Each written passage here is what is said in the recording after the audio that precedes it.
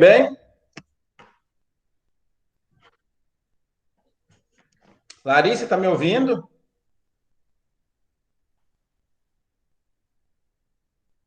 Tô sim. Ah, que bom. Então, pessoal, hoje nós vamos falar do restinho da aula da semana passada, né? E vamos falar da. E aí, eu fiz uma modificação naquele nosso planejamento lá. Porque a gente teria que terminar um pouquinho, um pedacinho da aula passada que ficou faltando, né? Para não ficar muito grande, e falar também sobre dois assuntos hoje, que são pequenos os dois assuntos, que é a respeito do grau de sangue e também da heterose. Acontece que depois, quando eu fui estudar um pouco o assunto aqui, e toda vez eu faço isso, e toda vez eu me policio nisso, que eu faço assim, gente, todas as vezes eu ensino heterose antes de ensinar cruzamento, porque eu sigo a ideia do livro. O livro fala assim, né? O livro primeiro fala sobre heterose e depois fala sobre cruzamento. Só que heterose você só entende depois que você entende como funcionam os cruzamentos. Então, pela primeira vez na turma de vocês, eu vou inverter a ordem. Eu vou ensinar primeiro cruzamento para depois falar em heterose. Nossa, professor, mas tem tanto tempo que você dá aula dessa disciplina e nunca pensou nisso? É, infelizmente. Eu aprendi desse jeito na faculdade, mas eu não acho muito certo para vocês, alunos, não acho que vocês aproveitam a ideia do que é uma heterose sem antes entender como funciona o cruzamento, tá certo? Então, vocês vão ser minha turma cobaia. Vai ser a primeira turma que eu vou fazer essa modificação e vou inverter essa ordem aí por minha conta, tá? Se você pegar todos os livros, eles vão falar sempre de heterose primeiro. Mas não faz sentido nenhum falar de heterose antes de falar de cruzamento, porque a heterose justamente aparece quando tem um cruzamento, sacou? Então, por isso. Então, a aula de hoje deveria ser heterose, a gente ia falar o restinho da aula passada, e falar de heterose e grau de sangue. Tirei a parte de heterose, fiquei só com o grau de sangue, tá? E então a aula vai ficar um pouco mais curtinha por causa do grau de sangue, mas vamos lembrar que nós ainda temos que terminar a parte da aula passada. Aí vocês vão ter que fazer duas sabatinas. Uma sabatina da aula de semana passada, que tem 4 questões, e outra sabatina dessa aula que só tem 2 questões, que eu não vou fazer muita. Não vou encher vocês demais de questões e muita coisa para vocês fazerem, não. Tudo bem? Combinado assim? Galera, lembrem-se tá chegando, né, o prazo de terminar o período de prova, tá? Não esqueçam, nós tínhamos marcado, se eu não estou enganado, para o dia 15, né? Pois até posso conferir aqui com vocês. Deixa eu conferir já de uma vez aqui, porque aí a gente não erra. Até que dia que vai ficar a prova disponível? Porque, vamos lá que eu olho agora. É até sexta agora, professor, se não me Não, é engano. 12 de março, né? Nossa É Senhora, depois sexta. da manhã. Então, ó, atento aí, tá? 15 é o pessoal da genética. É por isso que eu tô meio confuso aqui. Quinta, eu deixei o pessoal da genética segunda-feira, dia 15. Vocês terminam dia 12. Quer que deixe pro fim de semana para dar tempo para vocês fazerem esse negócio direitinho? Uai, fica melhor, professor. Quanto Quer para mais ficar tempo. mais aliviado?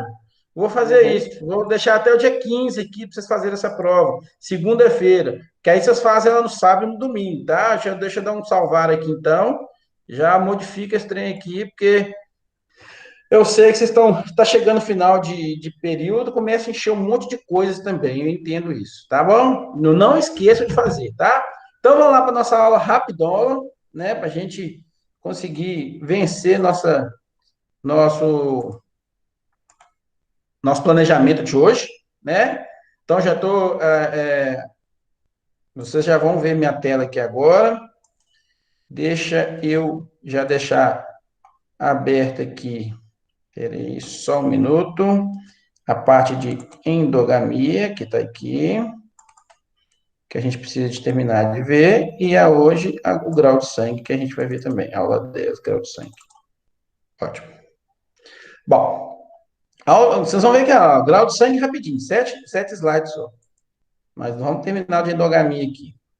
Vocês já estão vendo minha tela, não já? Tanto sim. Ótimo. E aí, na aula passada, nós falamos, nós começamos a falar sobre esse assunto do coeficiente de endogamia, não é? Então, no coeficiente de endogamia, a gente falou como é que era a formulazinha do coeficiente de endogamia, e aí fizemos um primeiro exercício que era quando a gente tinha acasalamento de meio-irmãos, não é isso que a gente viu? A gente viu que o A era um ancestral comum, porque o D e E eram, né, o F era filho de pais, né, D e E que eram parentes.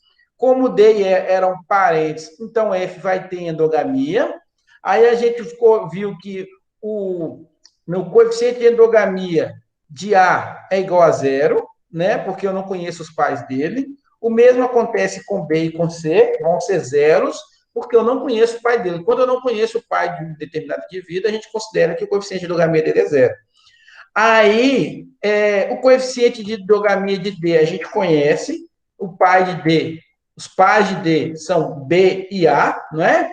Mas B e A não são parentes. Como eles não são parentes, então o coeficiente de endogamia de D é zero. Né? Também a mesma história, são filhos de A e C, né? Eu conheço os pais de E, mas os pais não são aparentados, então o coeficiente de endogamia é zero. E aí a gente chega em F, cujos pais é D e E, e eles são aparentados. Como eles são aparentados, existe endogamia entre eles. E aí a gente viu, então, que para calcular essa endogamia, eu tinha que usar essa formulazinha, né? E nessa formulazinha, esse N1 significava que é número de gerações a partir de um dos pais até atingir o ancestral comum. E o outro N2 é número de gerações do outro pai que você usou, né? Você usou um pai no 1, então do outro pai, que é o 2, até chegar ao ancestral comum. Mais 1, né? E esse F aqui seria o F do ancestral comum, seria o coeficiente de endogamias do ancestral comum se ele tivesse. Então a gente viu isso, né? Nós vimos então que para a gente chegar do D ao A, né, partindo de um dos pais, do D até chegar ao A, que era o ancestral comum, era uma. Alguém fez alguma pergunta aí, pessoal? Bom, continuando. Então, para chegar do D até o A, eu tinha só uma geração. O mesmo aconteceria com o E, né? Do E para o A, uma única geração. Então, por isso que apareceu um aqui e outro um aqui, né?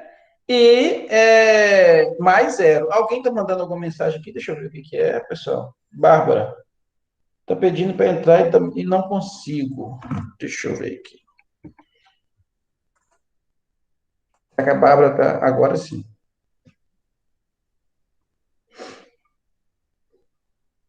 Pronto, Bárbara, já liberei. Deixa eu voltar para a aula. Então, pessoal, continuando. Então, por isso que a gente viu aqui, né, que dava 1, e o F do ancestral comum, como ele era zero, né, porque a gente não conhece os pais dele, então a gente leva isso em consideração, que é zero. Pronto, nós fizemos esse cálculo aí, ficou meio elevado a 3. Meio elevado a 3, a gente viu que isso aqui é 1/8, né, e aí 1/8 é a mesma coisa que 0,125 ou 12,5%, né. Depois nós vimos a situação quando eu tenho dois irmãos completos, não é isso? Era um acasalamento entre irmãos completos, a gente ia identificar qual era o coeficiente de endogamia entre eles.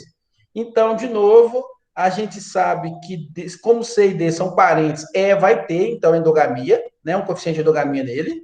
E aí a gente viu que o ancestral comum agora é o A e o B, né? Então a gente até mudou de corzinha aí, para vocês não confundirem. E aí a gente viu que o coeficiente de endogamia de A, como eu não conheço os pais, é zero. O de B também é zero, porque eu não conheço os pais, né? C, eu conheço o pai de C. O pai de C é o A e o B. Eles não são parentes. Então, como eles não são parentes, o coeficiente de endogamia de C também é zero. D, conheço os pais de D. Também é A e B e não são parentes. Então, também é zero. Mas é fruto de um acasalamento de dois pais que eu conheço esses pais e eles são parentes. Então, como eles são parentes, eu preciso calcular a endogamia entre eles, né? E aí a gente né, vai de volta àquela formulazinha, aí a gente vai entender por que a gente usa esse somatório, porque agora eu tenho dois ancestrais comuns, então como eu tenho um ancestral comum, eu vou ter que usar então um somatório, né, uma parte dessa sentença aqui para o ancestral comum, que é o A, e a outra parte dessa sentença aqui, que é o ancestral comum, que é o B, né? Então, a gente partindo de um dos pais, quantas gerações eu preciso chegar, né? Quantas gerações eu preciso utilizar para chegar ao ancestral comum A, né? Que é o primeiro aqui. Então, é uma geração. Então, e partindo do outro pai, que é o D, quantas gerações eu preciso para poder chegar ao ancestral comum? Também uma. Então, por isso que aqui vai aparecer N1 vai ser 1 e o N2 também vai ser 1, indicando que eu precisei de uma geração para chegar até o ancestral comum, né? Aí o F do ancestral comum, que é o F de A, a gente viu que é zero, então por isso que aqui fica zero. E agora eu vou fazer a segunda parte, que é, partindo de um dos pais, quantas gerações eu preciso para chegar no ancestral comum, que é o B? Uma, né? Uma geração. E partindo do outro pai, quantas gerações eu preciso para chegar no ancestral comum, que também é o B? Um também. Então, por isso que nessa sentença aqui vai ficar também essa parte um mais um mais um. Então, essa parte em vermelho corresponde ao ancestral comum A, essa parte em azul corresponde ao ancestral comum B. Certinho? Então, sendo assim, se a gente olhar bem aqui, né? 1 mais 0 vai dar 1, e aqui vai ficar 1 mais 1, aqui vai aparecer 3, né? Então, a mesma coisa vai acontecer com aqui, ó. 1 mais 1 vai aparecer 3, 1 mais 0 dá 1. Bom, meio elevado a 3, a gente sabe que é 1 oitavo. Vezes 1 vai dar o próprio 1 oitavo, né? Então, isso aqui vai dar próprio 1 oitavo já estou simplificando aqui, andando mais rápido, né? Aqui é a mesma coisa, ó. 1 sobre 2, 1 elevado a 3 dá 1, 2 elevado a 3 dá 8, 8 vezes 1 também vai dar 1 oitavo. E aí a gente viu que 1 oitavo mais 1 oitavo não é 2/16, pelo amor de Deus, tá? Lembrem da matemática aí, né? Você tem que tirar MMC, né? Mínimo múltiplo comum. O mínimo múltiplo comum que vai ser 8. E aí, então, vai ser 8, né? Embaixo, no meu denominador. Então, 8 dividido por 8 dá 1. 1 vezes 1 dá o próprio 1. 8 dividido por 8 também dá 1, e 1 vezes 1 aqui do lado azul também dá o próprio 1. Então, esse aqui é 1 mais 1 sobre 8, que é 2 oitavos, né? Que é a mesma coisa que 1 quarto. 2 oitavos e 1 quarto é a mesma coisa, certo? E aí, então, isso aqui dá 0,25 ou 25%. Pronto. Então, a gente já viu que o fato de você usar meio irmãos, eu teria ali 12,5%, que já é uma endogamia alta, a partir de 10% você já está com coeficiente de endogamia alto, e usar irmãos completo, alto também, 25%, né? Muito alto, inclusive.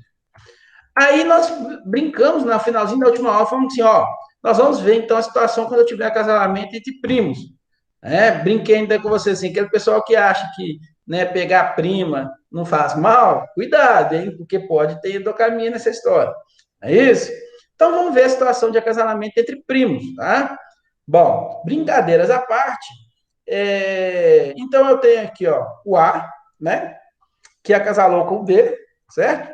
Tiveram os filhos C e D, né? C e D são irmãos completos, tá? C acasalou com E e teve G. Até aqui nada de endogâmico, né? D também acasalou com E e teve H. Até aqui também nada de endogâmico. Só que aí G e H se acasalam e eu tenho o indivíduo I. Como G e H são parentes, porque G e H são primos, I é filho de um acasalamento endogâmico. O que a gente precisa, então, entender ou saber é quanto, né, vai ser o coeficiente de endogamia de I. Para isso, a primeira coisa que a gente precisa saber, né, quem é o ancestral comum. Nesse caso aqui, eu vou ter o ancestral comum, que é o A, e vou ter o ancestral comum, que é o B também. A e B são ancestrais comuns, né? Eu não tenho outros ancestrais comuns a não ser A e B, tá certo? Por que A é ancestral comum? Ora, se eu chegar aqui em G, ó, a partir de G, eu chego por a setinha em A. E a partir de H, eu também chego em A.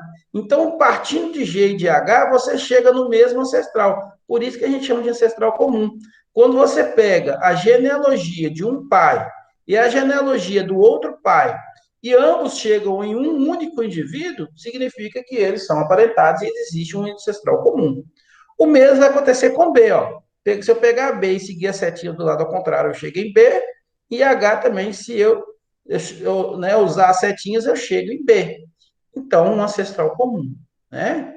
Se eu fizer essa volta né, voltar isso aqui atrás, né, usando essas setinhas de trás para frente, e não chegar em ancestrais comuns entre dois indivíduos, significa que eles não são parentes, certo? Bom, segundo passo, observar o que acontece com esses coeficientes de endogamia. De novo, com esse coeficiente de endogamia de A vai ser zero. Por que é zero? Porque eu não conheço os pais. Como eu não conheço os pais, eu considero que o coeficiente de endogamia de um indivíduo é zero.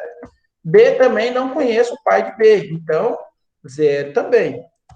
C, eu conheço o pai de C. O pai de C é A e B. Eles não são parentes, né? Não tem nenhuma informação que fala que são parentes.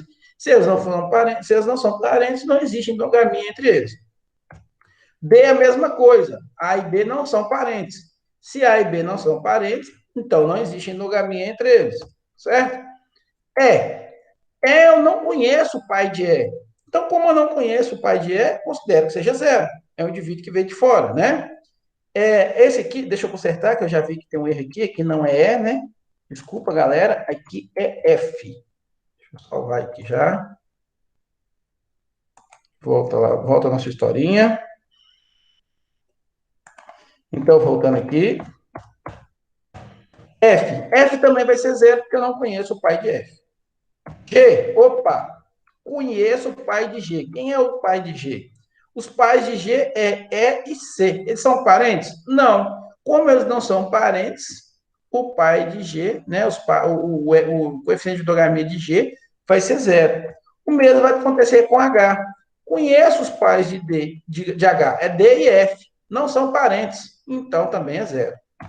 E aí a gente chega no indivíduo I é filho de G e H e eles são parentes, então tem coeficiente de endogamia, então a gente precisa fazer aqueles cálculos. Primeiro cálculo que a gente vai fazer, né, é identificar por que aqui vai aparecer 2 agora. Então vamos lá, ó, partindo de um dos pais, que é o G, quantas gerações eu preciso, né, andar para chegar no primeiro ancestral comum? Ora, 2 gerações, né? 2 gerações agora. Partindo de G, para eu chegar no ancestral comum, que é A, eu tenho que andar 2 gerações. Por isso que aqui agora vai aparecer 2. A mesma coisa vai acontecer com H. Olha, partindo de H, quantas gerações eu preciso para chegar no ancestral comum? 2 também. Então, por isso que aqui no outro vai aparecer 2 também, certo? Aí, né, mais 1 que é da fórmula, vezes 1 mais o F de A. O F de A, que é o ancestral comum, é zero. Então, por isso que aqui vai aparecer zero, tá? Mas, agora vamos ver por que aqui também vai aparecer B. Pela mesma razão, né? Partindo de um dos pais, que é G, quantas gerações eu preciso andar para chegar no ancestral comum? Olha, 1, 2, 2, né? Partindo do outro pai, que é o H, quantas gerações eu precisarei andar para chegar no ancestral comum? 2. Então, por isso que aparece 2 aqui também, né?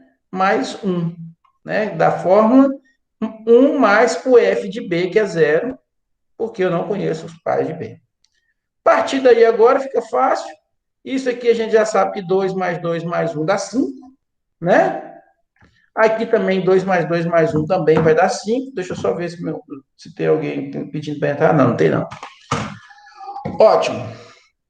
Então, 1 mais 0 vai dar 1, 1 mais 0 aqui também vai dar 1, e aí a gente sabe que todo número que multiplicar por 1 vai ser ele mesmo, e aqui é a mesma coisa, por isso que aqui vai dar meio elevado a 5, porque multiplicar por 1 vai dar ele mesmo. E meio elevado a 5 é 1 sobre 5. 1 elevado a 5 é 1, 2 elevado a 5 é 32, então isso aqui vai dar 1 32 avos para os dois. E agora você já sabe que 1 32 avos com mais 1 32 avos é a mesma coisa que 2 32 avos. que é a mesma coisa que 1/16 avos, né? 2,32 avos é o mesmo que 1/16 avos, que corresponde a 0,06625 ou 6,25%. Existe, então, endogamia, quando há casamento entre filhos, né? Então, tem um coeficiente de endogamia, desculpa, entre primos, né? Um coeficiente de endogamia de 6,25, mas não é uma endogamia tão preocupante, porque o que acontece? Uma endogamia de 6,25% significa que é uma endogamia baixa, né? O coeficiente de endogamia é muito baixo. Aí a gente considera endogamias perigosas a partir de 10%, né? Significa que pelo menos, né, a gente pode pensar que pelo menos 6,25% dos genes deles podem, né, estar em homozigose aí, o que é perigoso, a gente sabe, né? Pode acontecer. A gente já viu no início da primeira aula, que a gente teve na semana passada, na sexta-feira, que genes em homozigose, às vezes, podem, né, aparecer algum gene deletério, que em homozigose pode dar problema. No caso de produção, né, o que a gente quer é a heterozigose, né, genes em homozigose podem diminuir a produção de leite de um indivíduo, pode diminuir a produção de carne de um indivíduo, pode diminuir a produção de ovos de um indivíduo, por isso que a gente não pode ficar fazendo acasalamento endogâmicos aí, né? Cai a produtividade. E aí, por último, só para a gente terminar essa brincadeira, eu peço para, né, como calcular o coeficiente de endogamia desse indivíduo aí, né? Esse é o último, prometo, tá certo? Quero saber qual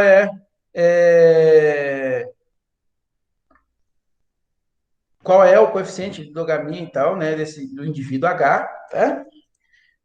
Mas aí para a gente calcular, então, o coeficiente de endogamia do indivíduo H, primeira coisa que a gente tem que entender é quem é o indivíduo que é o ancestral comum, no caso é o A, né?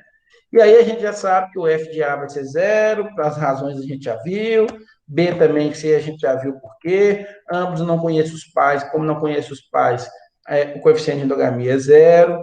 D e E, a gente sabe que vai ser zero, porque eu conheço os pais de D, conheço os pais de E, eles não são parentes, como eles não são parentes, também vai ser zero. F a gente já viu, né?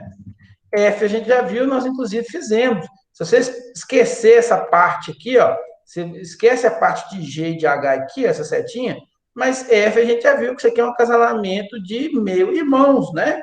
Nós vimos o primeiro exemplo. E o acasalamento de meio-irmãos dá 12,5%, né? Então, F a gente sabe que tem 12,5%, né? E aí, o que a gente quer saber, G é zero, a gente já viu que, né, a endogamia de G vai ser zero, né, porque eu não conheço os pais de G. E aí eu quero saber de H. Como é que vai ficar o grau de endogamia de H? Certo? Bom, se a gente observar bem, o F da endogamia de H vai ser zero. Por quê, professor? Uma vez que o pai é endogâmico. Sim. O indivíduo F, ele é endogâmico.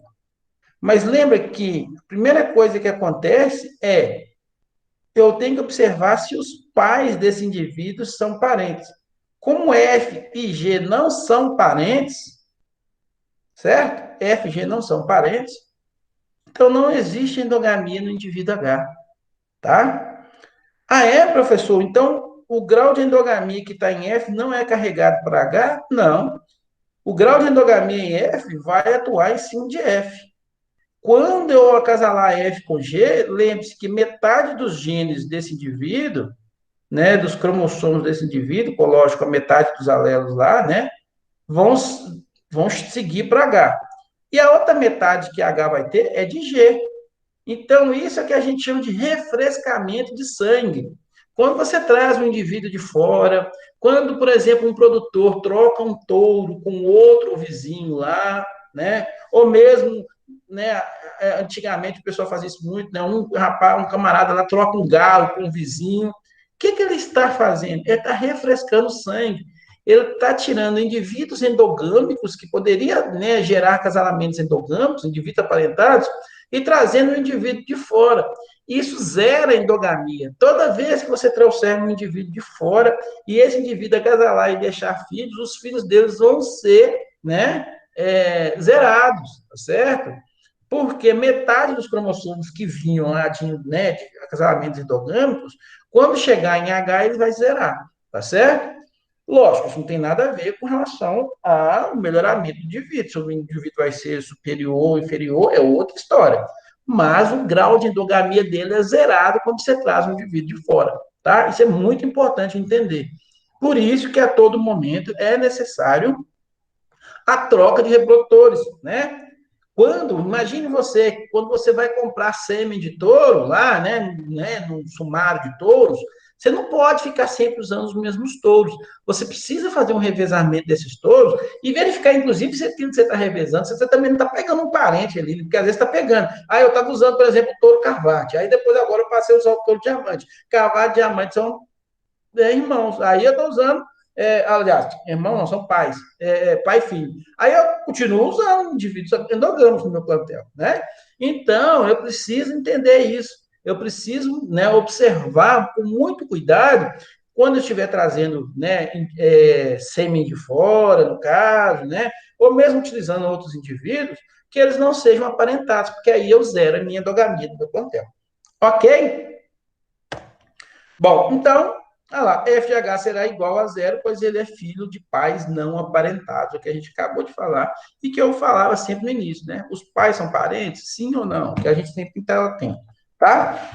Para casa, vocês vão fazer esse coeficiente de endogamia aí. Eu quero saber qual é o coeficiente de endogamia desse indivíduo aqui em vermelho, tá? Vai valer uma prova. Pessoal, isso é só uma brincadeira. A gente ter né, uma, igual a gente está vendo aí, né? Uma genealogia desse tipo, que é muito comum da gente ter, né? É impossível, tá? É impossível a gente fazer esses cálculos para identificar qual, por exemplo, vai ser o grau de endogamia do indivíduo que está aqui enquadrado vermelho aqui, tá certo? Nesses casos, quando eu tenho, né,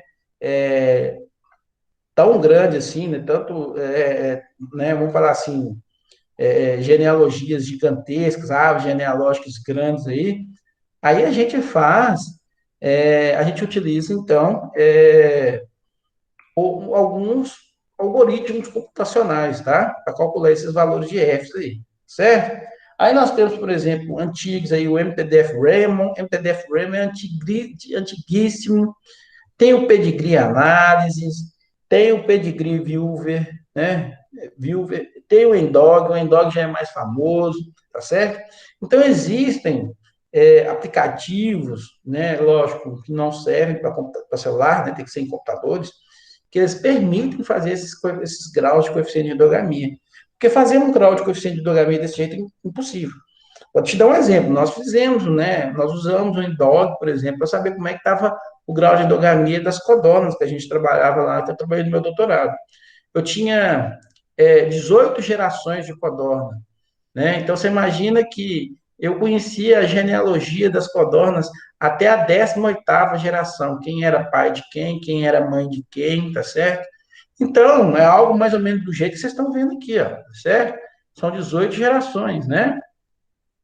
Então, não dá para fazer isso na mão, né? Tem que fazer isso com algoritmos, tá? Bom, só para a gente ter, né, alguns resultados em relação a... Jefferson, Oi, eu vou precisar sair agora, tá? Da aula. fique à vontade. Tem alguma pergunta que você queira fazer? Não, depois eu assisto a aula de novo, aí qualquer coisa eu te mando no WhatsApp. Tranquilo, fica combinado então, tá bom? Nós já estamos acabando essa aula aqui também. Então, pessoal, só para a gente entender como que funciona essa parte de endogamia, nesses coeficientes de endogamia quando altos, né? Um trabalhinho bem antigo, lá de 93, vocês nem tinham sonhado em nascer ainda, certo? E aí esse Queiroz, ele fez um trabalho muito interessante na raça G, e o que ele observou, né, em 1993? Que o coeficiente médio de endogamia, nessa época, né, era de 1,27%, que era considerado baixo. Mas 23% dos animais endogâmicos no Brasil, isso no Brasil inteiro, tá? Esse trabalho deles foi enjoado. Ele pegou um carro, foi nas principais fazendas que tinha, né, que trabalhava com giro leiteiro nessa época. Ele percebeu que 23% dos animais eram endogâmicos, né? O giro leiteiro, só para você ter uma ideia, ele foi uma criação aqui no Brasil, né? Foi uma ideia idealizada aqui no Brasil. Por quê? O GI chegou aqui no Brasil, no nosso país, com a ideia de produção de carne e de trabalho, né? Principalmente de trabalho. O GI vai chegar principalmente naquelas lavouras de café, ainda um pouco nas lavouras de cana-de-açúcar. Precisava de um indivíduo, de um animal que aguentasse, né? Puxar um arado, parar a terra, e o GIR funcionou muito bem nessa época. Então, a importação do GIR para o nosso país foi justamente pensando em trabalho. E, lógico, aqueles animais que não eram destinados ao trabalho, principalmente as fêmeas, porque os machos, né, eram todos utilizados, por exemplo, para puxar o carro de boi, né? Eram animais de canga, vamos falar assim, né? Então, eles eram abatidos, né, para o consumo. Então, o GIR chegou no Brasil para carne e trabalho, certo? O que acontece? Começou-se a perceber, né, algumas expedições que o pessoal fez na Índia, que o giro lá na Índia, o pessoal tirava leite dele. Assim como o pessoal lá na Índia tira leite do Nelore, né? Mas o giro na Índia, ele tinha uma vocação de produção de leite. Era a raça indiana que mais produzia leite lá. Em segundo lugar, era o Guzerá, e o terceiro lugar era o Nelore, né? Aí o pessoal falou assim, uai, se o giro lá na Índia tem potencial leite, por que a gente não tentar, então, tirar leite de giro aqui? Afinal de contas, eu estou trabalhando com um indivíduo que é zebuíno, que é muito parecido, né, com o sistema de criação né, que nós temos aqui no Brasil, né, especificamente a pasto, indivíduo muito resistente a endoectoparasita, resistente à declividade, né, das nossas pastagens, tá certo? A pobreza das nossas pastagens, porque nossas pastagens, nossos capins são muito pobres, né? Diferente da raça holandesa, que vem lá da Holanda, que vem lá do, né, um país do norte, onde é região de clima frio, onde o indivíduo lá, né, a raça holandesa é mais relacionada a gramíneas com alto teor de proteína, diferente da que a gente tem aqui, né, livre de parasitas, igual nós temos aqui, animal mais criado, né, estabulado. Então, a ideia foi, ora, por que não, então, usar o GIR aqui, né? E começar a fazer a seleção dos indivíduos que nós temos aqui para produção de leite. Acontece que tinha-se muito pouco animal para esse potencial. Então, foi feito muito acasalamento endogâmico, tá? O GIR leiteiro, ele nasceu fruto de acasalamentos endogâmicos. A primeira fazenda que, né, que teve a ideia de usar essas, né, foi ali em Minas Gerais, principalmente a Fazenda Brasília, que começou-se o GIR leiteiro, e hoje o GIR leiteiro é um potencial, né, extremamente grande no país, tá certo? Está lá entre as 3 raças mais produtoras de leite no país, né? Lógico que a primeira é a Girolando, a segunda é a holandesa e a terceira é a Gir, tá certo? Atinge níveis de produção de leite muito próximos aí da, né, vamos falar assim, da raça holandesa, tá? Com quantidade de solos totais excepcional, muito melhor que a da holandesa, que a vaca holandesa vai ter ali em torno de 2,9, 2,7, até 3% de solos totais no leite, G chega até quase 5, tá? Então, é uma raça que ficou especialmente, vamos falar assim, brasileira, né? Nossos animais são muito mais produtores de leite do que a da Índia, tá? Então, o Brasil, ele é o primeiro lugar quando se fala em raça G, né? É uma raça que não é nossa, mas virou nossa porque nós é que mexíamos geneticamente nesse indivíduo.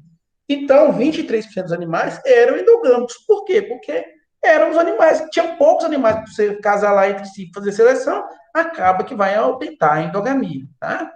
Mas aí o que acontece? Olha só, a produção de leite nessa época, em 1993, da raça G, era de 2.577 quilos de leite aí, e tinha uma variação de mais ou menos 945 quilos, quer dizer que poderia ser 945 para mais ou para menos, né? Chegando aí a 3.500 quilos quase de leite, ou a 1.500 quilos quadros de leite, né, por lactação, né? Isso é normal ter uma alta variação dessa, ter um desvio padrão tão grande desse que a gente está vendo aqui, porque eram animais que estavam no início aí da sua seleção, né? Tá? Mas olha só, o aumento de 1% no coeficiente de endogamia, né? Percebeu que reduziu nessa lactação 19 quilos de leite. Quer dizer que o animal poderia, nessa época, perder aproximadamente 20 quilos de leite por lactação, ou seja, se eu analisar ali 10 meses de lactação, vamos lá lembrar que zebuíno não dá 10 meses de lactação, tá? Dá um pouquinho menos, tá certo? Mas vamos fixar em 10 meses, né? Eu produzia 20 quilos de leite a menos, né? Se você pensar assim, mas 20 quilos de leite a menos é muito pouco, professor. Numa lactação inteira, o animal tem 2.500, né? 2.500 aí nessa época. Sim, é muito pequeno. Mas imagina isso para cada um dos animais, né? Então, esse negócio começa a ficar uma proporção muito grande, tá? Hoje, a lactação do giro está em torno de 6.000, né? Nós já aumentamos muito isso aqui, 6.500, mais ou menos, tá?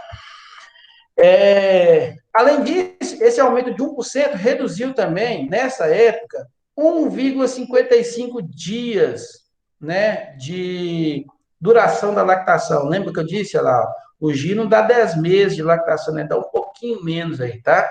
Então, 297 dias, né, de lactação, que seria o normal, a média, ele reduzia 1,55 dias de lactação. Reduzir dias de lactação é ruim, porque é um dia a menos que a vaca dá mais leite. Significa que a vaca estava secando leite um dia e meio antes, né, quando aumentava o valor de F, né? Olha que esses valores são extremamente baixos nessa época, né? Esse aqui, o Reis Filho, foi um colega meu, inclusive, de faculdade lá, né, no doutorado. Esse cara hoje está bem, tá? Ele era o de secretário de Agricultura do Estado de Minas Gerais, tá certo? Esse camarada tá bem. Ele saiu da Secretaria do Estado, né, da Secretaria de Agricultura do Estado de Minas Gerais e parece que está aí pleiteando algum cargo aí em órgãos federais, tá certo? Esse cara tá muito bem, né? Mas o Joãozinho, o nome dele era João, né? O Joãozinho, ele fez o mesmo trabalho com o Gi, porque ele é criador de leiteiro, ele tem touro lá né, no sumário de touros, o camarada é criador de Gi desde pequenininho, tá? E é um camarada novo, deve ter 45 anos no máximo, tá? Ele já encontrou, lá em 2006, quando ele foi fazer a tese de doutorado dele, o F, olha só, hein? Queiroz, em 93, tinha achado um F de 1,27. Ele já achou um F de 4,66. Ainda é baixo, mas 60% dos indivíduos eram endogâmicos. Significava que continuava o GIS sendo sempre cruzado com os mesmos animais, né? Justamente porque aí aqui a razão já era. Não era porque eu tinha poucos animais, mas aqui já tinha, né, touros provados e o pessoal usando sempre os mesmos touros para ser pais dos filhos lá. E aí, então, a endogamia começa a crescer muito, tá? Uma coisa muito interessante, né, que foi feita em várias pesquisas no Brasil, que o aumento de 10% no coeficiente de endogamia, ele vai proporcionar uma depressão de em torno de 2 a 7% em características de produção, né? E se a gente tiver uma taxa anual, se ela ficar sempre aumentando, em torno de 0,2% de F todo ano, nós vamos ter uma depressão endogâmica anual esperada em torno de 0,04% a 0,14% por ano. E isso fica, pessoal, somado, está sempre em soma, tá? No final, isso faz uma bagunça imensa, tá certo? Porque isso sempre vai sendo acrescentado, acumulado, tá?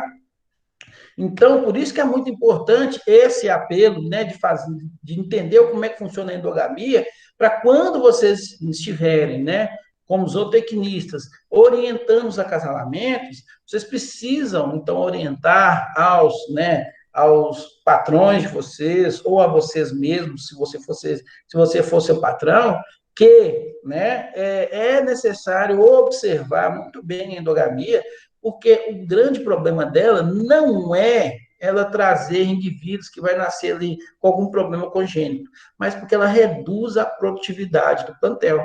a produtividade do plantel cai à medida que a endogamia vai aumentando e ela é acumulativa, a menos que você traga um indivíduo de fora para você zerar aquela endogamia, tá? Então, esse é o grande problema. Por fim, esses dois pesquisadores aí, Mitchell e Weigel, né, trabalhando com gado holandês, nessa pesquisa não foi aqui no Brasil, foi nos Estados Unidos. O que eles fizeram? Algo interessante. Eles mostraram o seguinte: se você aumentar 1% de consanguinidade, de endogamia no plantel, você vai perder nesse plantel, depois de um certo tempo, em torno de 37 quilos de lactação.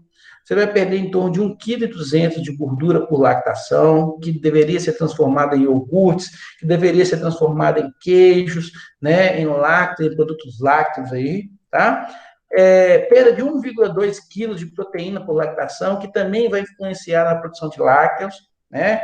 E diminuição da vida produtiva, em torno de 13 dias, tá? O animal sai do sistema de produção mais cedo, né?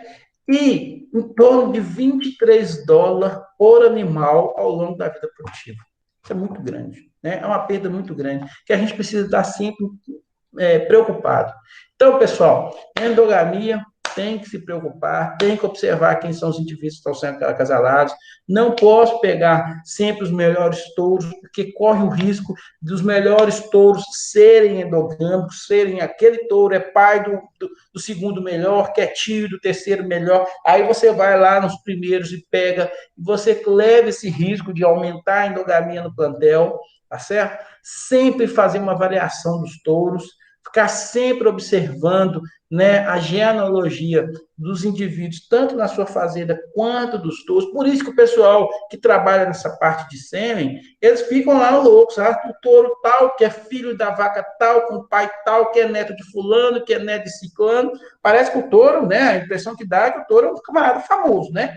Mas é preciso conhecer, justamente porque para eu evitar a endogamia, aumento da endogamia no meu plantel. Ok? E aí, um rebanho com 6,25% de endogamia ou de consanguinidade vai dar em torno aí de um prejuízo, olha só, né? 6,25%. Se isso aqui for 1%, né? Se tiver 1%.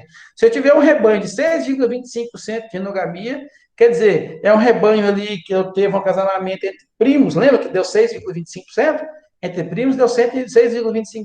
Então, multiplicar 6,25% por $23 daria um prejuízo por animal de $144. É muita grana, tá certo? Muita grana. Isso na vida produtiva do indivíduo todo, né? É muito dinheiro, certo? Então, imagina você perder $144. Hoje o dólar está aí batendo quase 6, né? Vamos falar assim, né? Isso aqui daria mais de R$ 1.000 que você ia perder por indivíduo ao longo da vida toda produtiva dele, tá certo? Então, é algo que tem que se pensar, tá?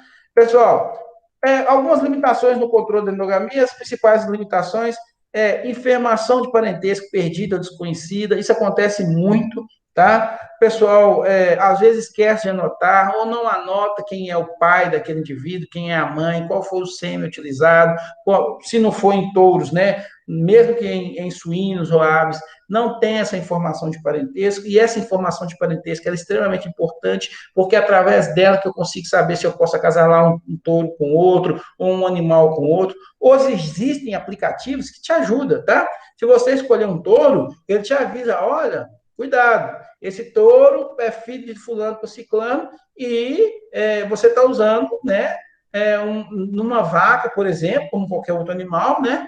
Você está usando uma vaca, por exemplo, que também é filha e tem um ancestral comum. Hoje eu tenho aplicativos que fazem isso, né? Mas tem que tomar cuidado, tá? Às vezes existem erros intencionais, ou não, né, da informação de parentesco. Fala que fulano é filho de tal touro, quando na verdade não é. Isso atrapalha muito, tá? Isso acontece demais. Por isso que hoje nós temos os testes de paternidades, principalmente em touros, né? Existem testes de paternidade, porque o camarada sai falando que aquele sêmen é de um determinado indivíduo, te vende mais caro. Quando você vai fazer, então, o teste, você descobre que ele não é, né, o filho de quem estava falando. O diamante mesmo é um indivíduo que o pai dele era dado como um determinado touro, depois descobriu que não, que ele não era filho daquele touro, ele era filho de um outro touro. Ainda bem que ele era um touro top, né? Ele continuou sendo um touro top, mas ele era filho de um camarada que achava que era filho de um camarada lá que era top e não era. Então, existem erros de formação de parentesco, né? A tendência é sempre de focar o controle apenas na próxima geração, esquece das gerações anteriores, você tem que estar sempre atento nas gerações anteriores, saber quem é a genealogia dos, né, dos indivíduos que vão ser pais, então nunca ficar só pensando na próxima geração. E, além de afetar, então, o controle da endogamia, a informação de parentesco incorreta ou desconhecida acarreta também a redução do progresso genético, porque a endogamia ela vai contra a seleção, né? Por mais que você selecione, a endogamia ela faz o contrário. Ao selecionar, você está tentando aumentar a variabilidade genética. A endogamia ela diminui a variabilidade genética, ela aumenta a homozigose, né? Falando em softwares, um deles é esse aí, o Endog, né? Já trabalhei com esse software muitas vezes, tá certo? O Endog é um aplicativo extremamente interessante. Foi feito por esse cara aí, ó, Juan Pablo Gutierrez Garcia, ele está lá na Universidade Complutense de Madrid. Inclusive, era um dos caras que eu ia fazer o meu pós-doutorado lá em Madrid. Só que aí eu passei no concurso antes, desisti de ir para Madrid e ficar aqui em Morrinhos com vocês, tá certo? Mas era um camarada que eu ia trabalhar com ele em, lá em Madrid, né? O outro é o Endog-Sys também. O Endog-Sys é feito por meu co-orientador, professor Bajá, tem muita saudade dele. Bajá é um camarada extremamente inteligente, fez vários aplicativos importantes. Um aplicativo que a professora Andréa mais gosta de usar para rodar estatística foi o Bajá que desenvolveu. Esse cara foi tão fera que ele desenvolveu vamos falar assim, o Moodle, que a Universidade Federal de Viçosa utiliza. A Universidade Federal de Viçosa não utiliza o Moodle, nem o que acadêmico, utilizam um aplicativo que ele gerou, ele criou. Ele era, antes, analista de sistema, depois fez zootecnia, extremamente inteligente, mas, infelizmente, não teve os fins acadêmicos muito bons. Bajá, hoje, sofre de uma certa demência, né? Não sei, fruto de algum, né, provavelmente algum problema genético, mas hoje ele está praticamente demente, mas era um cara que eu gostava demais da conta, um amigão, ia muito na fazenda, no sítio dele, muito churrasco, tá certo? Com ele, que era gente fina demais. O outro, né, o criador do Pedigree Vilver, é o Brian Kingor, né, lá da Universidade New England, né, na Inglaterra. É muito bom esse aplicativo, e esse aí eu não tenho nenhuma relação com ele, não conheço ele, mas já usei esse aplicativo dele, muito bom também. Então, esses são alguns dos softwares que a gente utiliza aí, tá certo? Bom, antes de vocês irem embora, rapidinho, deixa eu só falar com vocês um pouco sobre grau de sangue, que eu sei que vocês têm muito interesse em relação a grau de sangue, tá? Primeiro, a gente lembrar o que é grau de sangue, né? Então, o grau de sangue, ela representa a porção de uma determinada raça ou linhagem que irá compor um indivíduo, né? É diferente de endogamia, certo? Endogamia ou consanguinidade é quando você tem acasalamento de indivíduos aparentados. O grau de sangue é quanto de por cento que um indivíduo tem de uma determinada raça ou não, tá certo? Então, os indivíduos, a gente sabe que eles podem ser puros, né? Ou seja, são frutos de apenas uma raça ou de uma linhagem, ou eles podem ser cruzados. Quando eles são cruzados, vai aparecer algum grau de endogamia, ou, desculpa, de sangue, né? Um grau de sangue. Até eu fazendo confusão aqui. Vai aparecer um grau de sangue dele. Esse grau de sangue representa o quanto que aquele indivíduo tem de uma determinada raça e o quanto que ele tem de outra determinada raça, tá? Então, vai aparecer grau de sangue quando houver, né, cruzamentos entre duas ou mais raças, né, ou pode ser linhagem também, em sua composição, tá? E indivíduos frutos de acasalamento, cujos pais são cruzados e com a mesma composição racial, a gente conhece ele como bimestiços. É o caso aí, a gente vai ver na próxima aula, nós vamos falar sobre o girolando. O girolando, ele é fruto de acasalamento de dois indivíduos que têm o grau de sangue igual, e aí a gente chama ele de bimestiço, né? Bom, Então, só para a gente começar a entender como funciona o grau de sangue, primeiro, vamos determinar, né? Vamos determinar uma genealogia aqui para a gente entender a composição racial dos indivíduos. Então, vamos imaginar aqui no exemplo que eu tenho aqui, ó, um touro que é Nelore, que é 100% puro, né? Ele acasala, então, com uma vaca que é Angus, por exemplo, que também é 100% pura. A gente sabe que esse acasalamento, ele vai gerar um indivíduo, né? Que a gente chama de meio sangue. Vocês já ouviram falar isso, né? O indivíduo que é o touro aqui, nesse caso, ele vai contribuir, então, com metade, né, da composição racial dele. Como a composição racial dele é 100%, ele vai contribuir com metade da porção que é Nelore, né? Então, ele vai ser metade Nelore. O outro indivíduo, que é a vaca, ela vai contribuir também com a metade da proporção dela que ela tem, né? Então, ela vai contribuir também com metade da parte de ambos. Então, o indivíduo, que é o filho desse acasalamento, ele vai ser um meio sangue Nelore e meio sangue Angus. Por que vai ser meio sangue Nelore e meio sangue Angus? Ora, ele vai ser meio sangue Nelore, porque o pai dele é um puro, né? Que vai contribuir com a metade né, da composição racial. E ele vai ser meio sangue Angus, porque a mãe dele vai contribuir com a metade da composição racial. Então, esse aqui é conhecido como na genética como F1, ou meio sangue, né? E aí a gente coloca aqui, meio sangue Nelore Angus, tá?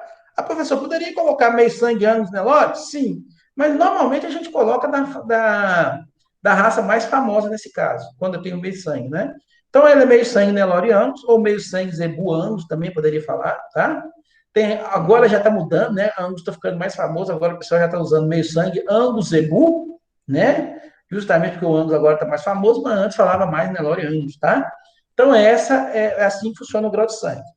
Esse é um exemplo mais simples que eu tenho para vocês, mas deixa eu começar a dar um pouquinho mais de dificuldade para vocês entenderem como é que funciona o grau de sangue. Então, vamos ver o exemplo 2. O exemplo 2, o que eu fiz? Eu estou acasalando aquele indivíduo lá, que era metade Nelore Angus, né? Filho daquele acasalamento lá, com uma vaca que é 100% Angus. Como é que vai ser a composição racial agora do indivíduo? Vamos ver? Ora, vamos lá. Esse indivíduo aqui, que era metade, aliás, vamos primeiro na vaca, que vai ser mais fácil. A vaca que é 100% Angus pura, ela vai contribuir, então, com metade da composição racial dela, então ela vai contribuir com metade Angus. Mas agora, eu não tenho um indivíduo puro, eu tenho um indivíduo que é metade Nelore e metade Angus. Então, ele vai contribuir com o quê? Com um quarto de Nelore e um quarto de Angus. Ué, professor, por que vai ser um quarto e não mais metade? Bom, eu explico para você por que vai ser um quarto de Nelore e um quarto de Angus. Porque como você contribui com a metade dos seus genes, então você contribui com a metade da sua composição racial, a metade da metade é um quarto, né? Pega uma pizza e divide em dois, né? Então você vai ter duas metades. Agora, pega uma metade daquela e divide ela igual as duas partes. Você vai ter um quarto da pizza. Mas se você não concorda com o que eu estou falando, a gente também pode fazer esse cálculozinho aqui, olha lá, ó. Se eu dividir metade por 2 na matemática, né? Se eu pegar metade aqui e dividir por 2, o que vai acontecer né, essa função da matemática aqui? Quando você tem uma fração no denominador ou no numerador, não importa. Bom, aqui é como se tivesse um embaixo, né? É como se a gente tivesse um aqui embaixo, então é como se eu tivesse meio, né? Sobre 2 sobre 1, né? E aí, o que acontece? Você vai pegar, então, para você resolver esse probleminha aqui, você conserva o primeiro, que é meio, e multiplica por inverso do segundo, que é 1/2. Então, quando você multiplicar 1 vezes 1 vai dar 1, 2 vezes 2 vai dar 4, por isso que isso aqui dá 1 quarto, tá certo? Por isso que metade Nelore e metade Angus, vai ser 1 quarto Nelore que ele vai contribuir e 1 quarto Angus. Então, o filho desse acasalamento, ele vai ter que ser uma soma de 1 quarto do Nelore, mais 1 quarto do Angus, mais metade do Angus da mãe. Então, para a gente fazer essa continha aqui, ó, 1 quarto do Nelore, mais 1 quarto do Angus, mais metade da contribuição da vaca que foi meio, né, meio aqui, que é Angus. Ora, Eu só posso somar semelhante com semelhante na matemática, então esse camarada aqui vai ficar 1/4 Nelore, e eu vou somar esse 1/4 ângulos com metade ângulos. Para eu fazer essa soma aqui, como os denominadores não são iguais, eu tenho que tirar o MMC. O MMC de 4 e 2 é 4. 4 dividido por 4 dá 1. 1 vezes 1 dá o próprio 1. E 4 dividido por 2 dá 2. 2 vezes 1 dá o próprio 2. Então, aqui vai ficar 1 mais 2, que é 3. Né? Então, esse indivíduo vai ser 1/4 Nelore e 3/4 ângulos. Então, agora esse indivíduo, a gente chama ele de 3/4 AN ou 3/4 ângulos Nelore. Por que você mudou agora, professor, não é mais Nelore e ângulo? Porque a maior porção vem primeiro. Como ele é mais ângulo do que Nelore, então ele é 3/4 ângulos, 1/4 Nelore. Não precisa colocar 1/4 Nelore, não, professor? Não, porque, olha, se eu sei que esse indivíduo é 3/4 ângulos, falta 1/4 para se fechar o 100%. Então, eu já sei que 1/4 é Nelore. Então, você só coloca a proporção do primeiro, que é maior, que o outro, o segundo, a gente já sabe, né, por inferência. Tá? Então, é assim que funciona. Certinho, galera? Vamos no exemplo 3. Vou deixar esse negócio um pouquinho mais difícil. Ora, estou agora acasalando um touro, né? Um touro girolando, onde ele é 3/4 holandês gir, tá certo? Ou poderia ser giro, né? No caso, holandês gir, porque ele tem mais porção, ele é 3/4 holandês, 1/4 gir. E ele acasalou com uma vaca que é 5/8 holandês gir. Dizer que ela é 5/8 holandês gir significa dizer que ela é 5/8 holandês, 3/8 gir, certo? Lembra que eu coloco a primeira porção aqui maior, né, do sangue maior, o outro eu não preciso colocar, que eu descubro. Então, ela é 3/4 holandês, se ele é 3/4 holandês, para fechar 4 falta 1, então 1/4 gir. A mesma coisa aqui, ó, ele é 5/8 holandês gir, então ele é 5/8 holandês, 3/8 gir. Falta 3 para fechar em 8, né? Gir. Eles vão se acasalar. O fruto desse acasalamento vai dar qual composição racial? Vamos ver? Bom, então agora vocês já sabem que esse aqui vai contribuir com a metade, e a metade de 3/4, eu já sei que vai dar 3/8, porque basta você multiplicar o de baixo aqui por 2, tá certo? Mas nós vamos explicar por quê, né? Então vai ser, ó, 3/8 holandês e 1/8 gir. Por que vai ser 3/8? Que é 3/4 dividido por 2. Quando você dividir 3/4 por 2, vai ser a mesma coisa que você, né, multiplicar 3/4 vezes meio, 1/2. Então, por isso que vai aparecer 3/8 aqui. Então, ele vai ser 3/8 holandês, 1/8 gir. O mesmo vai acontecer com a vaca. Ela vai contribuir com a metade da composição racial. Metade de 5/8, a gente já sabe que vai dar 5/16. Por quê? É 5/8 vezes 1/2. Então, 5 vezes 1 vai dar 5, 8 vezes 2 vai dar 16, pronto. Vai ser 5/16 holandês. Como ela é 3/8 gir, vai dar 3/16 gir.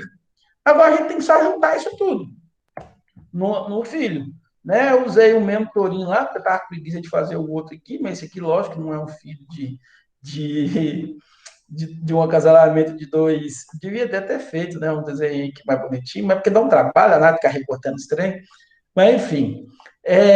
Então, agora eu vou ter que somar esse 3/8 holandês e 1/8 gir com 5/16 holandês e 3/16 gir para saber o que vai aparecer no filho. Bom, vamos lá no nosso quadrinho aqui para a gente saber. Então, ó, nós vamos somar 3/8 holandês mais 1/8 gir mais 5/16 holandês mais 3/16 gir. Aí eu só posso somar semelhante com semelhante. Então, eu só posso somar 3/8 com 5/16 para saber quanto vai ser a porção holandesa. E só posso somar 1/8 com 3/16 para saber a porção do giro. Lembre-se, eu tenho um mínimo múltiplo comum aqui, né? Olha lá, eu tenho um MMC. Então, eu tenho que resolver esse MMC. Aqui o MMC vai ser 16. 16 dividido por 8 dá 2. 2 vezes 3 dá 6. 16 dividido por 16 dá 1. 1 vezes 5 dá 5. Aqui é a mesma coisa, ó. 16 vai ser o MMC. 16 dividido por 8 dá 2. 2 vezes 1 dá 2. 16 dividido por 16 dá 1. 1 vezes 3 dá 3. Então, 6 mais 5 sobre 16 vai dar 11/16. 2 mais 3 sobre 16 dá 5,16. Pronto, esse indivíduo vai ser 11,16 HZ ou 11,16 holandês G. Dizer que ele é 11,16 holandês G, eu não preciso mais colocar o restante, porque como é que é 11 para 16 holandês, falta quanto para fechar 16? 5. Então, ele vai ser 5,16 G. Tá entendido? Pronto, acabamos aqui. Difícil, pessoal? Uma pergunta, só. Pode perguntar. No caso, quanto maior esse número, no caso igual 16, dividir por 16, então maior vai ser a divisão. Aí quer dizer que mais mestiço ele é, no caso, menos puro, e maior vai ser a variabilidade genética? Não. No caso, mais heterozigoto ou não? Você vai ter que olhar a composição racial. Vamos voltar lá. Isso não é verdade, não. Por exemplo, esse indivíduo aqui, ele é um meio-sangue. Deixa eu só apresentar aqui rapidinho. Vamos entender isso aí que você falou, que é uma pergunta muito interessante. Vamos lá. O que acontece? Esse indivíduo aqui, que é o meio-sangue, a gente sabe que metade dos indivíduos dele é Nelore e a outra metade é ambos. Normalmente, essa aqui é a composição que você tem a maior heterose, tá? O meio-sangue, ele só não vai ter maior heterose quando os pais, um indivíduo meio-sangue, fruto de um acasalamento de 2 meio-sangue, aí a heterose dele é máxima, porque ele tem a heterose dele, mais a heterose do pai, mais a heterose da mãe. A gente vai falar isso na próxima aula. Então, indivíduos meio-sangues, ele atinge o maior nível de heterose, tá certo? O que acontece? Quando você tem uma segunda situação aqui, ó, que é um indivíduo que é 3/4 anos Nelore, concorda comigo que ele está mais perto de anos do que Nelore? Porque 3/4 dos genes dele é Amos, 1/4 do indivíduo é Nelore. Significa que os genes estão mais entrando em homozigose para o lado do Amos do que do lado do Nelore. Então, a heterose no 3/4 nunca vai ser maior que a do meio. Então, você vai ter maior heterozigose, maior variabilidade genética quando você tiver um indivíduo mais meio-sangue. Tá certo? E você vai ter menos variabilidade genética quando você vai ter um indivíduo com a composição racial maior. O que acontece é que aqui nós temos um problema, às vezes, prático. Você trabalhar com um indivíduo 3/4 Nelore, anos Nelore, o indivíduo é muito mais próximo de anos. Como é muito mais próximo de anos, ele é tão exigente, ele começa a ter uma certa exigência mais próximo do ano. Então, por exemplo, um indivíduo 3/4 anos Nelore dificilmente consegue sobreviver tão bem no nosso clima tropical, numa pastagem, né, no nosso sistema a pasto, tá certo? Porque ele é um indivíduo, né, de clima, né, ele é um indivíduo de raça britânica, de clima frio, raça extremamente vou falar assim, mais exigente, exigente com relação a manejo, exigente com relação à alimentação. Então, o indivíduo ele começa a ir mais próximo do lado do Angus, que ela é mais exigente, tá certo?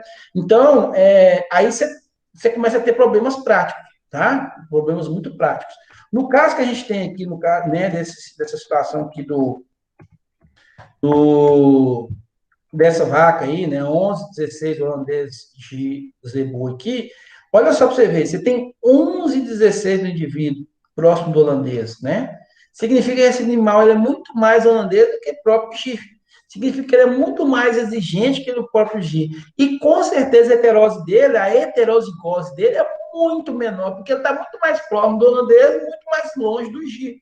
Então, à medida que o indivíduo vai ficando com maior porção de uma raça, ele vai perder na heterozigose dele. Tá certo? Tá entendido? Entendi, professor. Mais alguma dúvida? Pessoal, essa parte é muito interessante, né, de grau de sangue, vocês gostam muito, às vezes vocês ficam, e zootecnista precisa saber isso, tá? Isso é uma das coisas que zootecnista precisa saber, porque muitos, vou falar assim, muitos fazendeiros aí gostam de fazer gracinha com os zootecnistas. Ah, se eu cruzar um tal assim com isso assim, o que que dá? Ele já sabe a resposta, porque ele não sabe a resposta porque ele não sabe calcular. Ele sabe a resposta porque de forma prática, né? Alguém já falou para ele.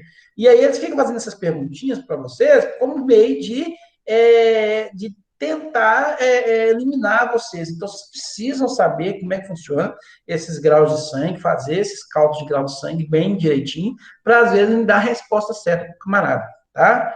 Então, vocês evitarem esse tipo de coisa aí. Deixa eu só fazer aqui a chamada com vocês. Deixa eu voltar aqui, interromper o compartilhamento. Deixa eu ir lá na nossa... Então, treinam esses graus de sangue aí, tá, pessoal? Porque isso é muito importante, tá certo? Deixa eu ir aqui, meus diários.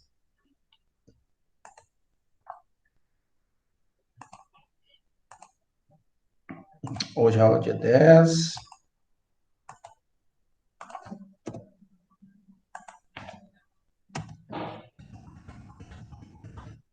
Achei hoje que não veio, deixa eu ver, só o Thiago, né? Ó, Iago, né? Desculpa. Só o Iago que não apareceu aí, né? O resto todo mundo estava aí, né? Antônio estava aí, Bárbara, sim, Caio, sim, Caroline, sim, Eduardo, eu tinha visto, Larissa, Marília e Ramon. Então, só o Iago mesmo que não apareceu. Capítulo 4, hoje nós vimos o restinho de endogamia e grau de sangue. Pessoal, deixa eu só mostrar para vocês, eu prometo que é rapidão. Deixa eu só mostrar minha tela de novo aqui para vocês entenderem. Só como é que vai ficar ali, eu compartilhar aqui minha tela rapidinho com vocês. 2 segundos, eu prometo.